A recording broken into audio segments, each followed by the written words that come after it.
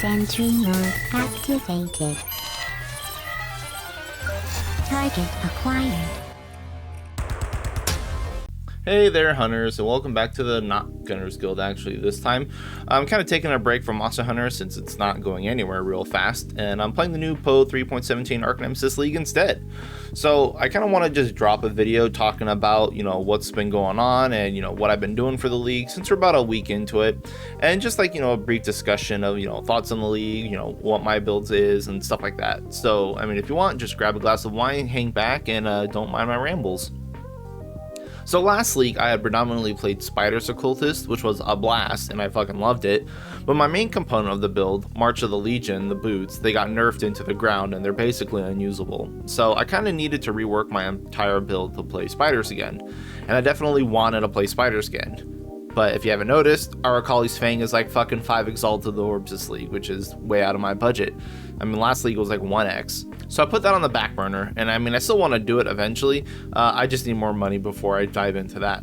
Now this league, I actually league started as Lightning Helix Deadeye because the Nightblade support seems super OP as it scales with Tailwind. I got to about tier 2 or tier 3 maps and I decided that I kind of hate Spectral Helix.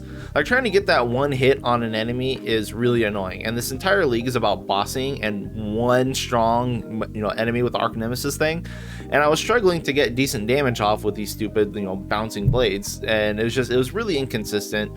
And I just didn't really like it. This was the first non-minion build I've played in years, and I quickly realized why I play minion builds. I get them, they click with me, and they work pretty much out of the box without a lot of investment, but also they have infinite room for improvement.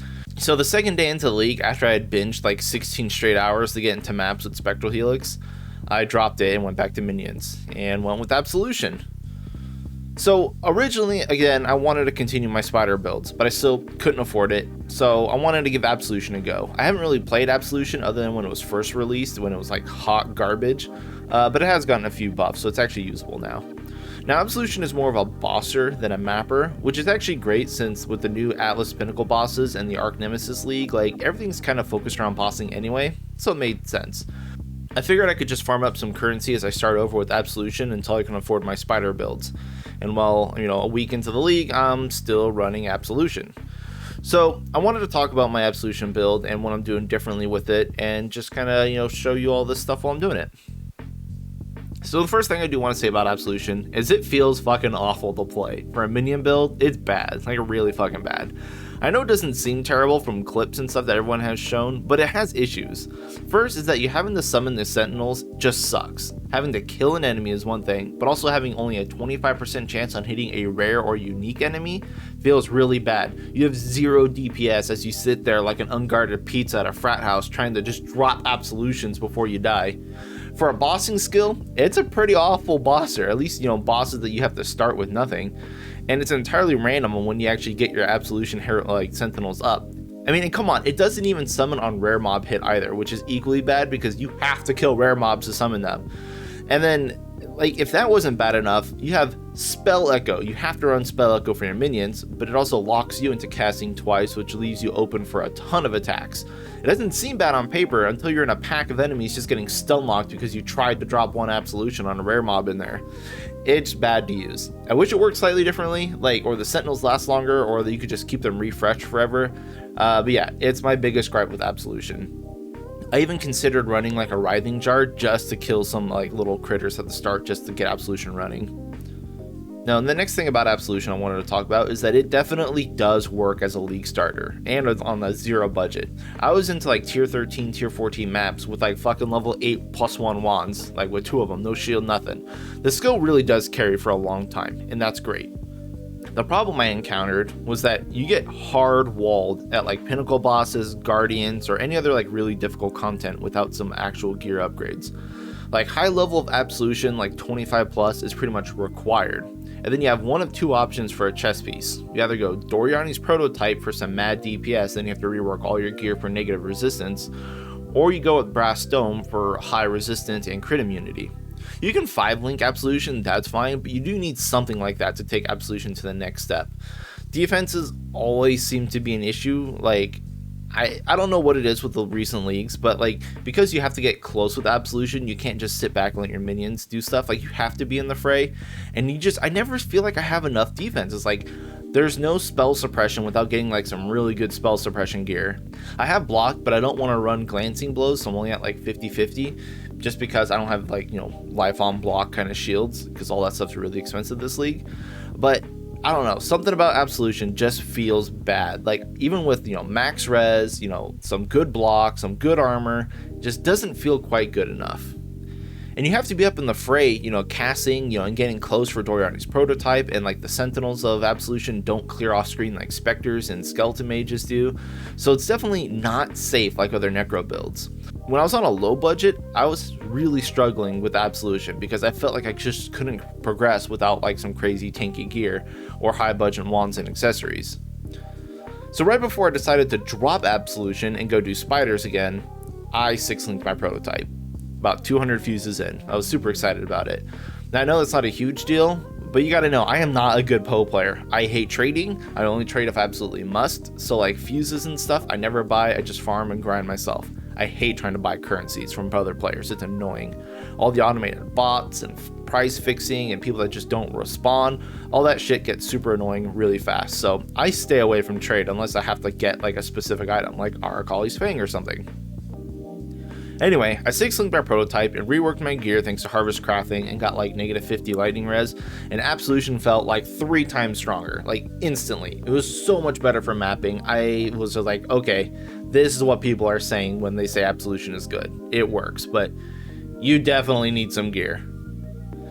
Anyway, I rambled on enough about me trying Absolution for the first time. Now I'm currently cruising through like T16 maps. I'm farming Maven encounters, trying to get my last 2 Watchstones. I don't really have much issue with anything right now, but I assume crits or something still get me because I do die randomly to 1-taps from time to time, and it's really fucking annoying. I hate dying in Poe. But other than that, we're pretty good.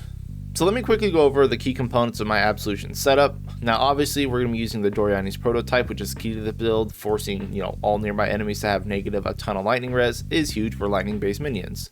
Last week we were allowed to pump out negative resistances a lot thanks to Scourge modifiers, and I kind of missed that, to be honest. But we do have other ways to get a lot of negative resistances. First is that we can use Thread of Hope to give us negative all res, which I grabbed one just so I can snag Ravenous Horde in Indomitable Army. I mean, I needed the negative res anyway, so why not, right? You can also do a Malachi's Ring for -20 all res and easily cap out your resistances there. I did not really want to do that, so I took the new jewel, Melding of the Flesh, which you can get from the new Pinnacle bosses, and it's super common. They're like 4 chaos, so yeah, it's basically free. And this jewel is straight up amazing for Absolution. It's like -75 to 80 all res, and then you can get res cap based on your highest res cap. So if you're running something like a purity skill that gives +4 max res, and then you get like +3 max res on a shield or something, like automatically all your elemental resistances become 84, which is crazy. I want to try to get 90 fire and cold res, but right now I'm sitting at like 79, and I have -153 lightning res, which is pretty good. Makes things melt like butter. Now to counteract the negative lightning res, you do need a lot of armor to mitigate the lightning damage, so Defiance Banner and Determination are basically my main defensive auras for sure. I wish I had enough mana to run Grace, but right now I'm just running Tempest Shield for shock immunity and spell block, and Val Purity of Fire for the fire res and the increased fire res, and it also gives me Ignite Immune if I need it. And of course, Wrath is our offensive aura. And I do have some clips of here of me running Zealotry on Blessings, which I don't know if I want to keep in or not. It's nice for the extra crit and spell damage, but I don't know if it's worth the 2 slots. But I'm going to figure that out later. So I'm sitting on about 20k armor right now when I have my flasks up, which isn't exactly a lot, but it's decent enough. I only have about 59, 52 block and spell block, which I wish I could get more, but the block nodes on the passive also grant elemental resistance, which I really don't want since it would increase my lightning res. And I really can't use a Rumies since I need the extra armor on flask use, so I can't increase my block there. My resistances are fine. I'm gonna have 79 fire and cold res when I finish leveling up my Purity of Fire, and I have Molten Shell here for some quick mitigation, but that's it. I wish I had spell suppression or evasion or life on block, but that's not really on the table right now. I need a lot more currency to get that kind of gear, so we're kind of a little fragile right now. Now I did craft my boots and gloves by hand, which I'm sort of proud of, to be honest. I mean, they're not the best things, but they do work for me. The new Eldritch Implicites are pretty good, and I have Brittle on ground for my boots, which is flippin' insane. Brittle causes attacks against enemies that have plus 5% base crit, which is a ton of base crit. And since I'm running crit, seems like, yeah, good, right? So I'm stacking crit with Brittle, and then I have the minion crit mastery, and then I opted to run crit and crit damage support instead of lightning pen on Absolution. POB says crit is better, and I know lightning pen is good even at negative resistances, but it does have diminishing returns, so I'm just going to kind of try and focus on crit instead, especially because I'm running Zealotry. As I mentioned before, I don't know if I want to keep Zealotry permanently or not, but I'm using it for now, and if I can, squeeze out some other better, auras like Grace or whatever later down the road, I might, have to move stuff around, but it's in for now. So the rest of my gear is just me fixing resistances from being massacred by those jewels, but I do want to point out my Animate Guardian really quick. He's currently pretty budgeted since I'm always afraid of losing him. He has a Leer Cast, Victaro's Flight, and Breath of the Dying Staff on, pretty basic 1C uniques, but also threw on an Impulsa and Gravebind Gloves. Gravebind Gloves let him get credit for kills, which would then trigger Impulsa Explodes, and it lets you have some form of explosion on kill for some better mapping, and it feels really good. I have to stay in close range for Prototype anyway, and he's got Meat Shield on, so he's always around, and it generally just kind of works out. I just walk and Convoke. Especially since maps are super juicy this league, the extra Explosion Clear is really nice to have. And the Impulsa explosions are doing lightning damage, and enemies have a ton of negative lightning res, so the explosions hurt a ton. Now, I do want to get a Kingmaker on him soon. It'll definitely help out my survivability. I'm just kind of see what he can soak up for now. And I know I'll have to drop him at the pinnacle bosses, just to, keep him safe. So once I know he's going to be fine on all the maps, then I'll invest more into him. I need to work on my defenses for sure, but overall I'm pretty happy with Absolution right now. I've died on a few bosses and random one-taps here and there, and that really gets frustrating, so I feel like I need to get reduced damage from crits or spell suppression or something. And I still need to do Maven and Uber Elder with Absolution before I want to bench this build and try out Spiders or something else, but that's also a currency issue right now. Everything is super expensive this league, it's crazy. I'm debating on investing more into Absolution or just dropping it and going Spiders. It's kind of a rough choice since Spider has a huge barrier to entry with that dagger, plus I need basically all new gear for it. Now if I could ever find a Squire shield, I could do it in a heartbeat, but that'll never happen. But anyway, I've been streaming Poe on Twitch all week, and I'm having a fairly good time, so if you want to come by and chat, please do. Otherwise, that's pretty much it for me, just an update and such. Thank you all for watching, and good luck out there, hunters.